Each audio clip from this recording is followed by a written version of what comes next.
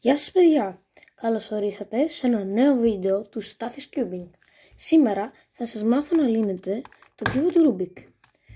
Σήμερα είναι το α μέρος.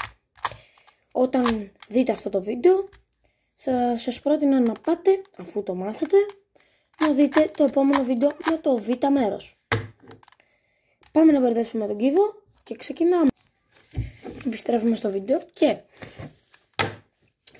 πρώτο βήμα είναι να κάνουμε όλη την πρώτη μεριά, την άσπρη δηλαδή εδώ, και να κάνουμε και τα από δίπλα του να είναι όλα σωστά, δηλαδή την πρώτη στρώση εδώ. Όμως, ας ξεκινήσουμε με να βρούμε ένα άσπρο κυβάκι. Θα πάω σε αυτό.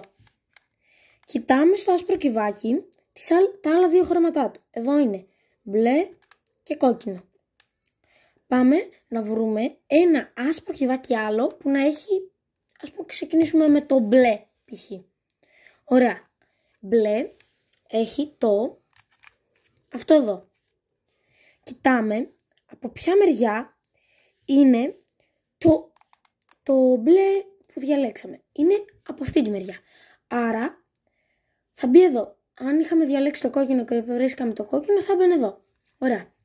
Παίρνουμε το κυβάκι και είναι μια απλή κίνηση. Πάνω. Έτσι έχουμε φέρει τα δύο ολόσωστα. Κοιτάμε τώρα το κόκκινο.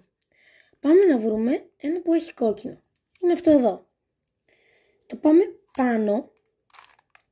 Αλλά βλέπουμε ότι αν το κουνήσουμε δίπλα, χαλάμε το άλλο που είχαμε φτιάξει. Οπότε θα κάνουμε κάτι που θα σας μάθω τώρα. Όταν είναι σε μια τέτοια περίπτωση, κάνουμε κάτω, αυτό εδώ, δεξιά, ανεβάζουμε και αριστερά. Έτσι έχουμε φέρει και αυτό.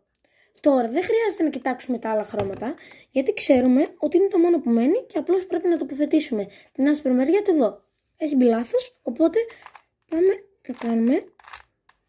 να το κουνήσαμε όσο μπορούσαμε να το φέρουμε πιο κοντά, αλλά πάλι ήρθε η ίδια περίπτωση. Έτσι κάνουμε κάτω, δεξιά, πάνω, αριστερά και έχει έρθει όλη η άσπρη μεριά με το πρώτο κομμάτι. Αυτό ήταν το πρώτο μέρος. Αν θέλετε να δείτε το β μέρος, είναι στο κανάλι μου Στάθης Cubing.